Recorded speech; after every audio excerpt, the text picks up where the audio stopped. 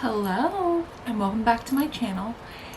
I'm Abigail Grace, or Abby, and today we are doing, as I always do, a reading wrap-up. It feels like I just filmed this because I accidentally didn't upload my April wrap-up until like May 15th or something like that, so it was literally not that long ago. I'm feeling like I look a little bit greasy, but hopefully that kind of fades. We'll see. But as I said, this is a wrap up. Let me take this off. Don't feel like I need it. I'm literally just wearing white tee. I have work this morning, so I'm filming this before work. So let's get into it and move through these books. Let me pull up my Goodreads and go to my reading challenge. Okay. So the first few books I read this month were all on my Kindle, and the first book I read was an ARC called The Love Hack, and I got this through NetGalley.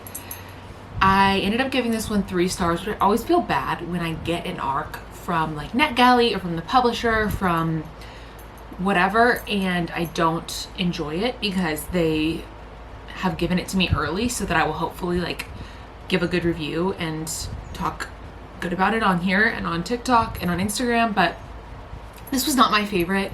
I generally really like a workplace romance, and that's what this was. I've enjoyed workplace romances in the past, but I don't know, this one did not do it for me. So unfortunately I ended up giving it 3 stars. It wasn't bad, it just wasn't my favorite. The premise is that like the main character, she writes a column for like an online publication that's called Ask Adam, which is basically like men asking for advice, and they think they're asking Adam or like a man, but she's actually the one writing the responses. And then there's like a workplace romance between her and one of her coworkers. It's good. It's not my favorite. Next, I read The Reason I Married Him by Megan Quinn. Last month, I believe, I read Bridesmaid Undercover, or Undercover Bridesmaid. Bridesmaid for Hire. I think that's what it was called. I don't know. It was one of those things. But this book is like connected. It's like the friend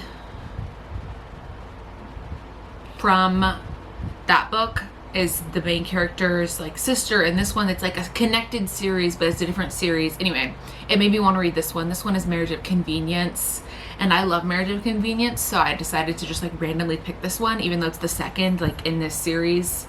I was just like, I feel like when it comes to romance books, it's not that big of a deal if I like read them out of order, you know? It's really not.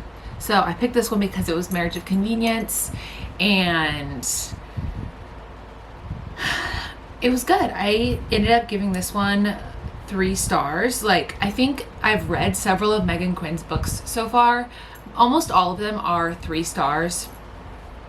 I will occasionally give them 4 stars, but to me, like for a romance book, 3 stars is pretty much what I expect. And then unless it's good, like a really good one, then I'll give it 4. But in general, I like baseline give them 3 stars just because I feel like that's like, they're not groundbreaking. They're not like changing the world. And sometimes they are, and then they're like 4 or 5 stars, but most of the time it's 3. Then I read To Con a Gentleman by Sarah Adams. Now this is one of the books that she like independently published.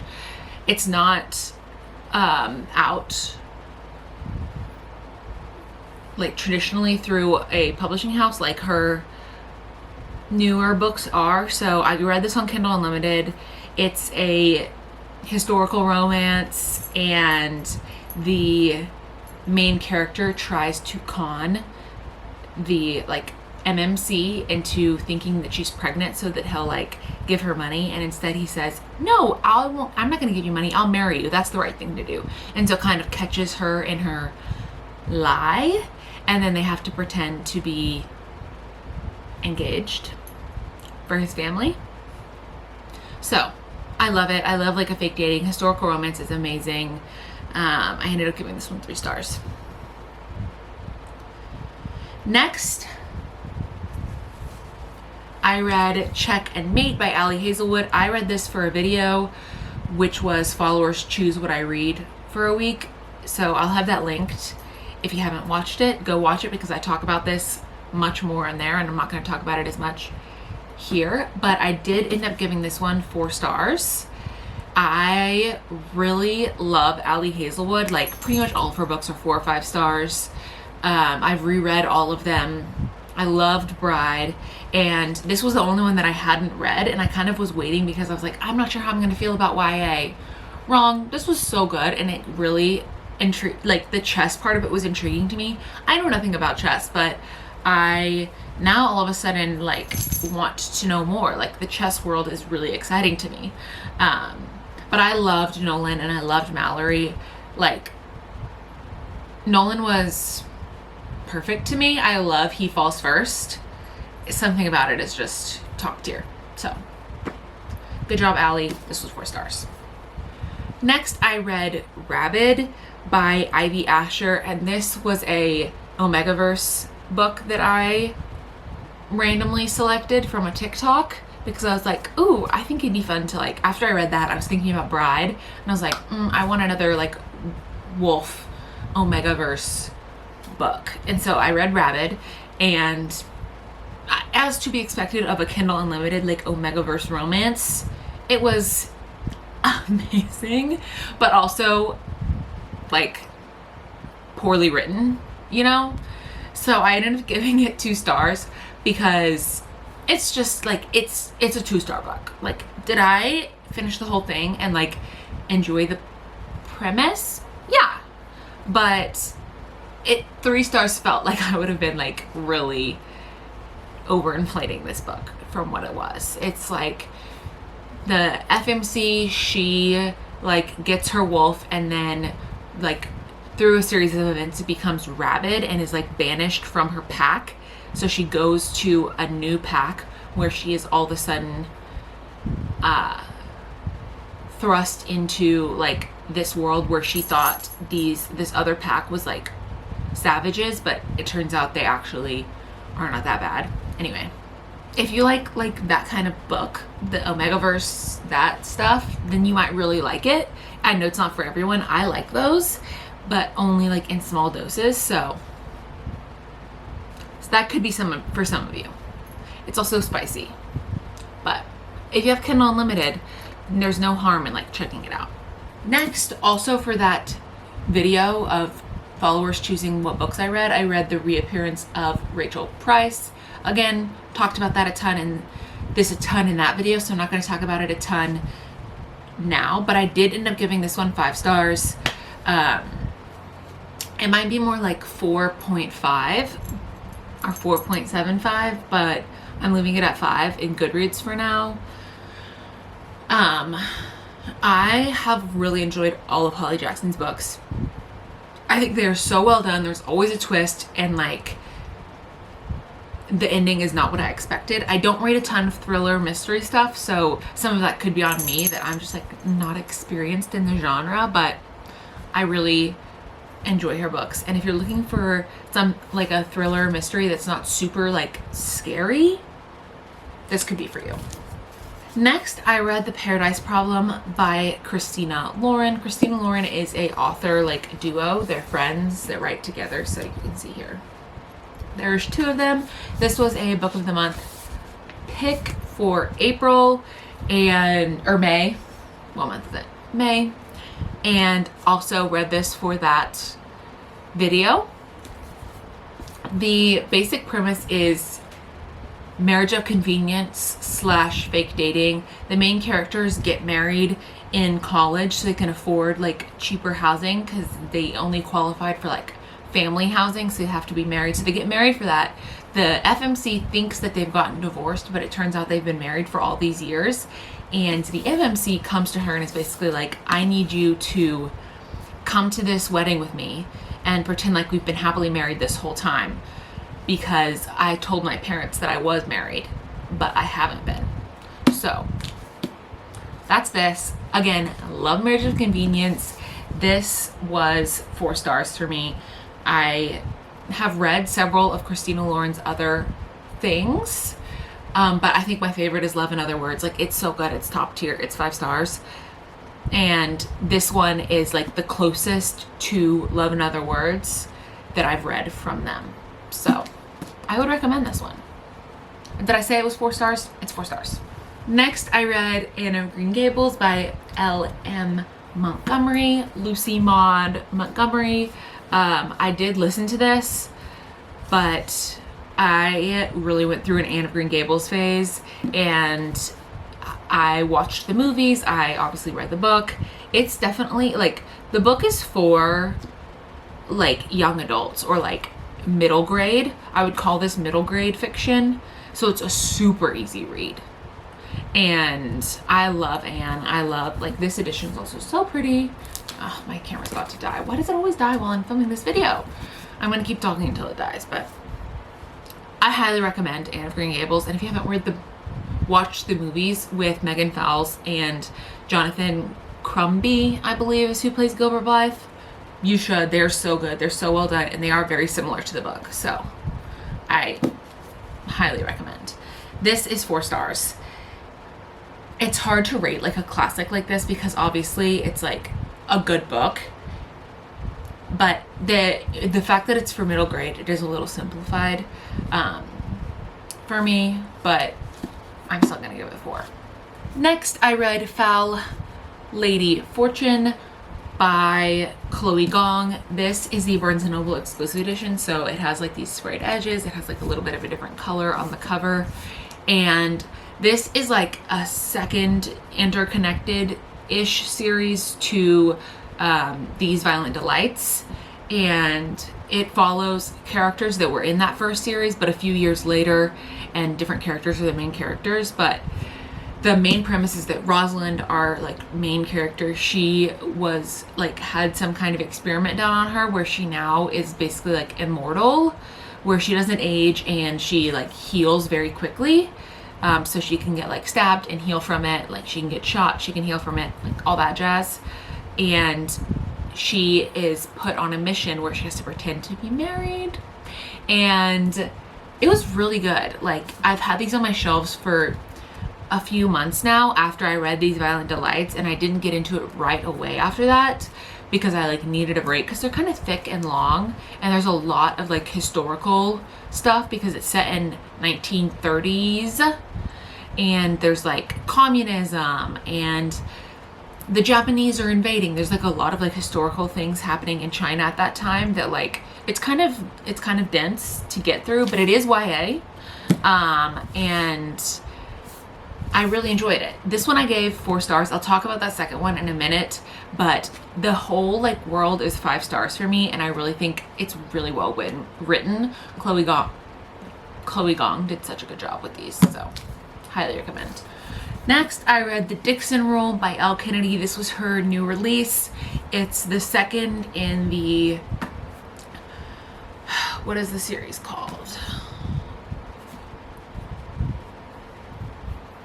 There was Off Campus, then Briar U, and then this is like the Next Generation series that follows the kids of some of the characters from the Off Campus series, which is just amazing. You get to see like Garrett and Logan and like all of them. Dean, amazing. We love it. So this follows actually none of the kids of that, but the first book was The Graham Effect, and it was Garrett Graham's daughter, and she like ends up with a hockey player that plays at Briar U, and this main character, the MMC in this one, Shane, is one of his friends. So it's Shane and Diana, and they are fake dating because she has like an ex-boyfriend that's makes her uncomfortable. I don't want to spoil anything about it, but makes her uncomfortable, and so they fake date, and they are like neighbors. He moved into the unit next to her in her apartment complex, and it was really cute. It's a hockey romance. I love hockey romance. I think Elle Kennedy is the blueprint for hockey romance, and I will always read her hockey books. I know she has other books out, but I haven't actually read any of her other stuff besides her hockey romance, so I recommend her hockey stuff. I can't speak about her other stuff, but I know people really have enjoyed, I think, Girl Abroad, and it's maybe being turned into a movie. But this one was really good, and I ended up giving this one 4 stars. Next, I read Party of Two by Jasmine Gilroy. I think is how I say her last name. I got this for my birthday, actually, from my sister. We went to the bookstore and she let me pick out 2 books that I could get for my birthday. So this was one of them, and this is like a political romance. The MMC is a senator and the FMC is a lawyer. It kind of was giving Olivia Pope like Scandal vibes, and her name is Olivia, so that's probably why, but I enjoyed this one. And actually, while I was reading this, it made me think about The Boyfriend Candidate, which was a book that I read last year that's also like a political romance. And I actually, while I was reading this, thinking about that other one, was like, oh my gosh, that one was so good. And I ended up rereading that one because of me thinking about it while reading this one. But the other one's better. This one's just not as good as The Boyfriend Candidate, so I ended up giving this one 3 stars. It is like the 5th in an interconnected series that I haven't read any of the other books in, so that could be possibly why. But again, I don't feel that I need to. Like, it's a romance, and it feels like in my mind no need to read the other books in the series. So that was Party of Two. I gave this one 3 stars. Next, I read Funny How Things Change by Sydney Todd. This was a brother's best friend romance, and her ex-boyfriend is getting married, and she asks her brother's best friend to go with her as her date. And it's also He Falls First, and I loved it. It was very good. I guess I love a lot of different tropes, but I love brother's best friend, and I just think it's I think it's so fun and sweet. This one was 3 stars. It was Kindle Unlimited that I saw on TikTok. Like, it's not going to be amazing, but it was really cute. So 3 stars for that one.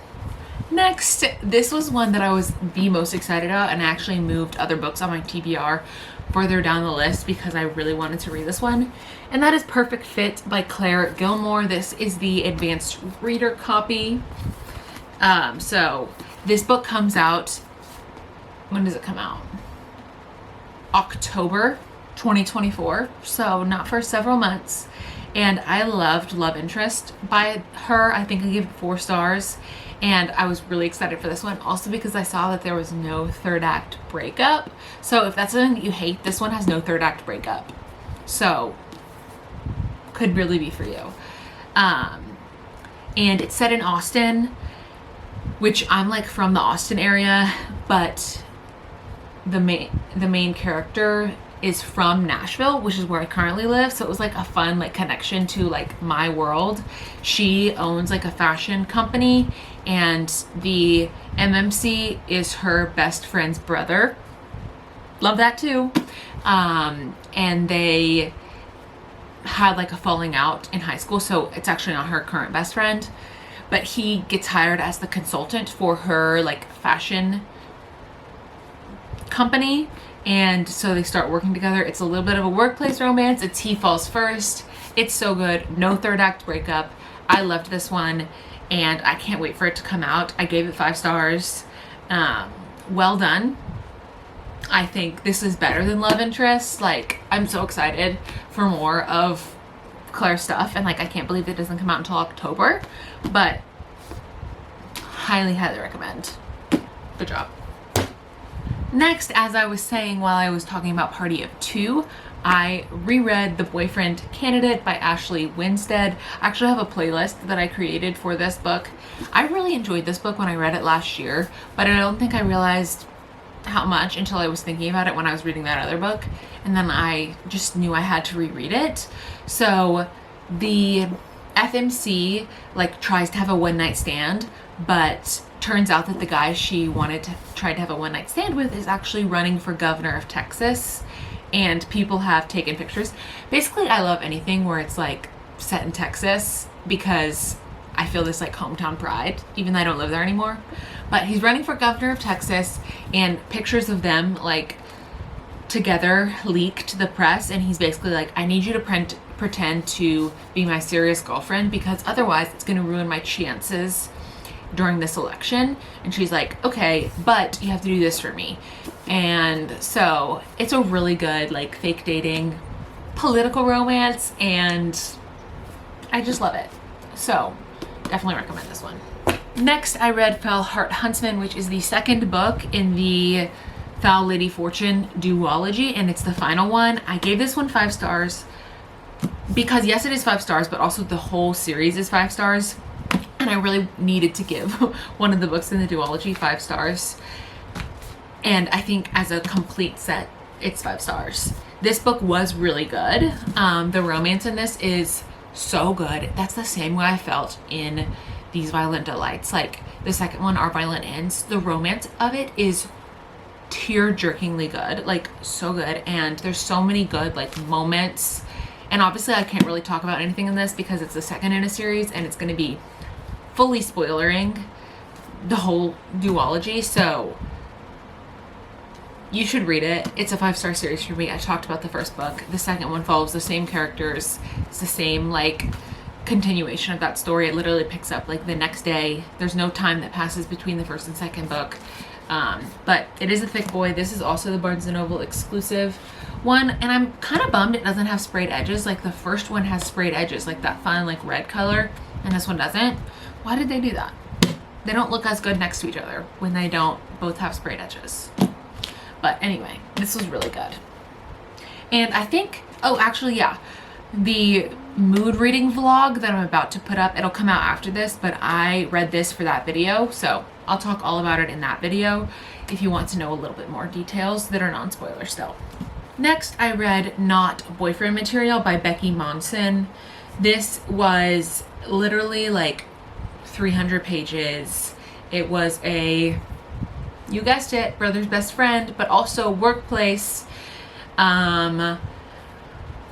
There was literally zero spice. They kissed in the last like 20 pages for the first time. So don't you worry. If you don't like spice, this one could be for you. It was good. It was cute. It was sweet. It was 3 stars. And finally for the month, I read Powerful, which is this cutie little, here, let me hold it up like next to a real book. It's so little. Novella by Lauren Roberts that falls in between Powerless and Reckless, which is the next book in this Powerful or Powerless trilogy that comes out in a few weeks actually. So I wanted to read this before the next book in the series came out, but obviously this is like so short and sweet. It's 200 pages. It follows like the Peyton's best friend, who is the main character in the Powerless trilogy. It follows her best friend in the first book.